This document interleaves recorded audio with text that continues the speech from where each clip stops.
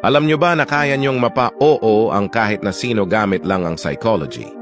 Paalala lang na toxic ito masyado at ang taong gagawan mo nito ay di makakatanggi sa kahit na anong request mo. Ito ang tinatawag na face in the door technique.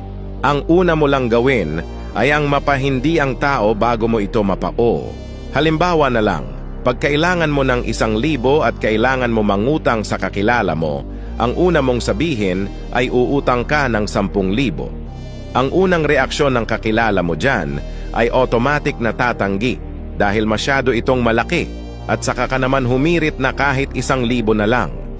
Di yan mamamalayan ng inutangan mo na magkumpara na mas mababa ang 1,000 sa 10,000 kaya 90% ang chance niyan na ibibigay nito ang request mo.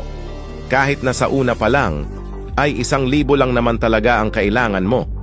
Pwede mo rin gamitin ang tricks na to sa ibang bagay kapag hihingi ka ng request tulad sa trabaho, sa school, paghingi ng baon, at paghingi sa asawa.